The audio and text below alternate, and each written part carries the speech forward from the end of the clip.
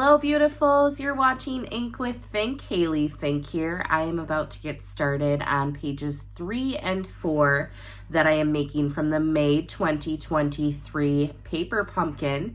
If you have not seen pages 1 and 2 yet, go check those out there on my YouTube channel, Facebook, all the places that you can find me, which include Instagram and Pinterest as well. So I didn't use much of the product from this kit on pages 1 and 2, simply because I made one of the cards my focal point, and then just the pictures were such a big part of the page too. So I'm hoping to use a lot more product out of this kit, but if I don't, then I guess I have a bunch of cards left over that I can use too. So we'll see. You guys know I design on the fly. I used this card front. I die cut some pieces out of there, so this one's kind of out of commission. And then I used just one of these card fronts as well, so I have the rest of them. 7 card fronts left. I used a couple tags. I only had to use 2 of these because I made a mistake. Whoopsies. But I also used a binoculars and a compass, but I still have 2 left of each of those. Today, I am going to be using more of the 2023 to 2025 in color 12 by 12 cardstock, as well as the in color dots, and of course our stylish shapes dies. Wonderful. Again, if you do not have these, go get them. You will be using them for way more than just these scrapbook pages. They are amazing, and there's tons of them in there. So I'm going to be getting started. That's what I have left in the kit. A ton to play with yet. So what will I make? Let's see.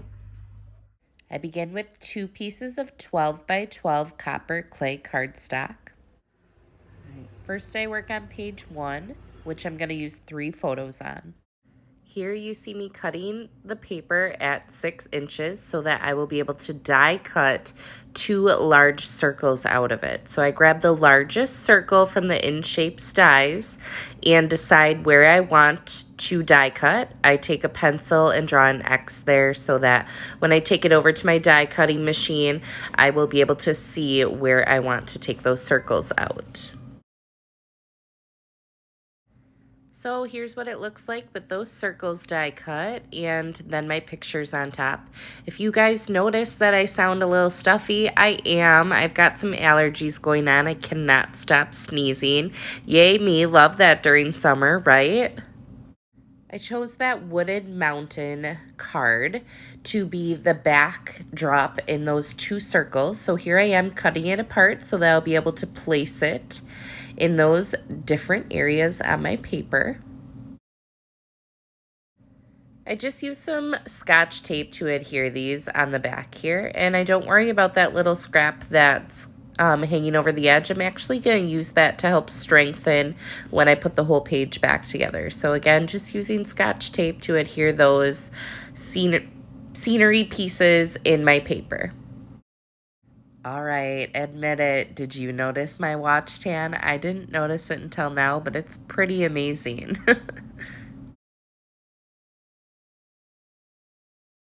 Next, I grab a piece of 12 by 12 boho blue, and it does need to be a piece of 12 by 12 because it will be 12 inches across, cut at 6 1/4. So 12 by 6 1/4, and I'm going to use that to cover up the seam on our scrapbook page. So here I am also cutting off just 1/8 of an inch from 2 of my pictures. So that's a total of 1/4 inch. Cut off my pictures so I would be able to have a little bit of a gap in between them on my page. Then you need to grab some scraps of Mossy Meadow, Wild Wheat, and Moody Mauve so that we can make some banner pieces to go around our die cut circles here. So I cut the Mossy Meadow at 1/2 inch, and then I cut the Wild Wheat and the Moody Mauve each at 1/4 inch. Then I cut a banner into each of those colors. Does anyone else get nervous when they're cutting banners? I feel like the pressure's totally on. And then I arrange my banners how I like and adhere them using a piece of Scotch tape down here on the bottom. And then I repeat this whole process again up on the top.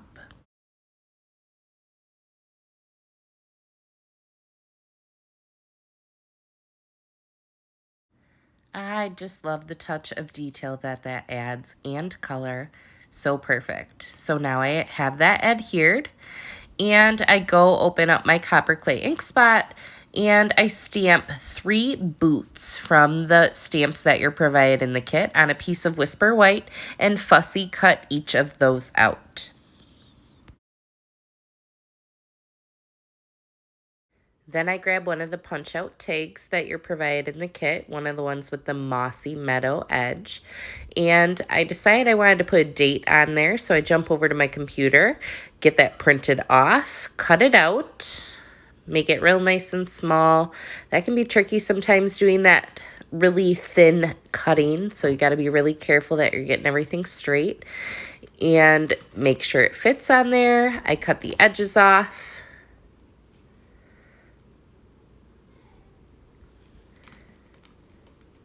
I adhere it to the tag using my adhesive glue.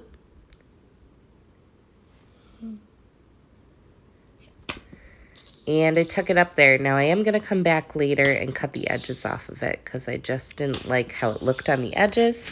Then I begin adhering my pictures using the adhesive glue as well. If you guys happen to think you heard Darth Vader breathing in the background of my video just before, that actually was my daughter Valerie squirting a water bottle. You know those Gatorade water bottles that you can puff? Say hi, Valerie. Hi. So yeah, sorry about that. Here's where I fixed that little tag. I cut the edges off like I said, and then I start cutting out the journaling. I just wrote a little bit about our weekend, just a couple sentences, and I cut it off nice and close to the writing. My journaling is 4 inches wide and 1.5 inches tall. Grab a piece of pebbled path that is about 3 inches tall and 5.5 inches wide, and then you're going to tear that to make it look nice and rustic to match our outdoorsy pages. So here you see me tearing. Make sure I like the tearing to be facing all one way so that you can see kind of that ripped edge from the outside. And then I actually crumple it up, and I crumple it up really good, not just once or twice. I really do a nice job to make it look even more rustic to match our pages.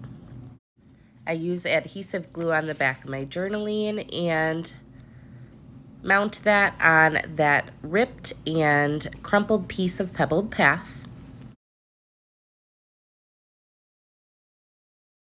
And then I also crumple up the boots to give them that rustic look as well at the bottom of our page here. So I do a really good job of crumpling them up again. And finally, I'm ready to adhere the page together. So that's where we use that little scrap. I apply some adhesive glue to give it a little bit more stick. And then I apply adhesive glue again on the back of my pictures and mount them. That's really the main thing that's holding this page together. I take that tag with the date on it and use adhesive glue to put it behind the pictures and in that little window. And then I use dimensionals to mount our boots on the bottom left of the page.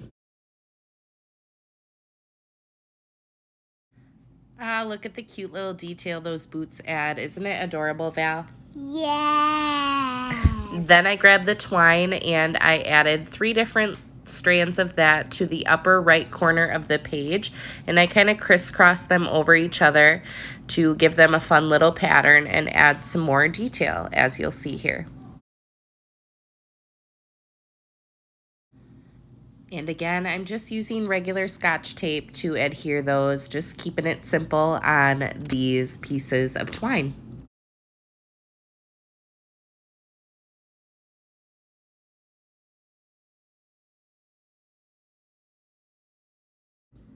Then I grab my dimensionals again and I use them to adhere my journaling to the page in the upper right corner, right over top of that twine. And last but never ever least are those embellishments, my favorite, the in color dots. I'm going to be using the pebbled path ones and just spreading them out throughout the page, a couple up in the right corner by my journaling, one in the bottom by that window, and a couple more over by my banners in the upper left by that window. So on to page 2. For this page, I end up using 2 4x6 photos, one that's vertical, one that's horizontal, and then I use 4 wallet-size photos. So I just start here by cutting up those wallets. All the pictures that you see here are not all the ones I end up using. Again, I only use 4 wallets and 2 4x6 photos. Here I cut 1/8 off each side of the photo so that my photos will be able to have a little bit of a border between them on the page. Once I liked how my photos were arranged on this 12 by 12 piece of boho blue, I began tearing it, yes, tearing it, from the upper left corner down to just above the picture on the right, which was one of my small wallet photos. Next, I grabbed a 3-inch die cut of the copper clay that we had from the previous page, and I die cut a 2.5-inch circle out of one of the card fronts, the wooded mountaintop card front, and put that on top of that. Later, I come back and change that, so just hold on. I grabbed the 1.25-inch die and cut out a little piece from one of the card fronts and from wild wheat. I print off a little bit of journaling here that I'm cutting up, and then I'm going to mount it on one of those blue banner tags that were given in the kit. And here I am just cutting off the edge, making it to the size that it needs to be, and then cutting my printer paper, which is actually white cardstock, cutting that the shape of the banner as well, and mounting it right behind those circles that I die cut. Then I grabbed the 1.75-inch circle die and die cut a picture from that. And I used the same die to die cut one of the envelopes to have some scenery here as well. I switch out that circle of copper clay for a 3-inch circle of pebbled path. I use the 1.75 and the next size up circle die to punch out a ring of the wild wheat. I cut out one of my wallet pictures using the 1.75-inch circle, and then I used the 2 1/8 circle in the moody mauve and the smallest circle in the mossy meadow and die cut those. And then here I am cutting out a little bit more journaling that just explains who's in the pictures, and I cut nice and close, and once again I mount that on one of those blue tags that's given in the kit. Have any of you gotten a good look at that picture that I was talking about in the bottom right corner? The caption above it says, "This makes me laugh." It's a picture of my son Dawson, who was less than 1 at the time, and it looks like he's driving. My mom took this selfie of him. I just love it. It's so funny. Adding these white tags adds the perfect touch of white and also the perfect touch of journaling to our page. And finally, the last circle to die cut, just the smallest circle, die cut that out of moody mauve. And here I am now adhering all my photos to the page. I'm using the adhesive glue. I use adhesive glue to mount that small photo to the circle, but then I use dimensionals on the back of the circle to make it pop. I use adhesive glue to just tuck that little banner back behind the photo. I use dimensionals to mount my scenic piece onto the pebbled path circle, and then I glue, using adhesive glue, that pebbled path circle down to the page so the scene pops off of it.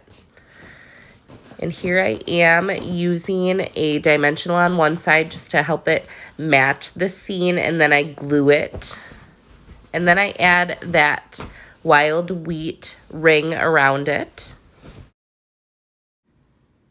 And then using my adhesive glue again, I glue that little scenic piece that I die cut out of the envelope down to the page. I use glue in the bottom right of that wild wheat circle, and then adhere my little scenic piece to it, kind of at an offset angle. And then I put dimensionals on the back of that, so I mount that on the page and it pops off. And then I use adhesive glue to just tuck that little banner underneath that one again, giving it that perfect touch. I use glue to adhere my small moody mauve circle to that spot. And then I use dimensionals to mount my binoculars. And then I use glue to mount my small mossy meadow circle. And I use glue to mount my compass on the page. There it is all put together. I love it. Now it just needs a sentiment. So I grab one of my sentiments, the one that says it doesn't matter where you're going, it's who you have beside you. I grab some Memento black ink and some Whisper white and I stamp it on there. Then I cut apart each of those strips of the sentiment, which was very difficult. You have to be very careful on your cutting here to make those nice thin strips.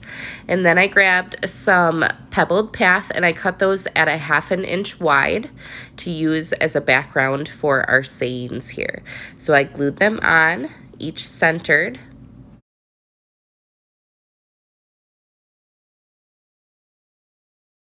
And I cut them at about the length that I thought I would like them to be. I have them kind of getting bigger with each saying. And once again, I cut some banner style ends just to match our banners that were on the other page again. And then I just loved how this sentiment turned out, but I thought it could use another detail. So I took the twine, wrapped it around about 3 times, and used the glue dots to stick it down there, as well as some dimensionals when I adhere my banner pieces with the sentiment, help stick it down there. So again, I'm using dimensionals on these sentiment banner pieces to make them pop off the page as well, because you guys know I'm all about the detail.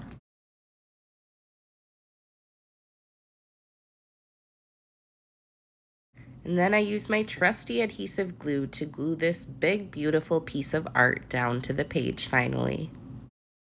And once again, last but never ever least, our beautiful in-color embellishments. I again am using the pebbled path colored ones.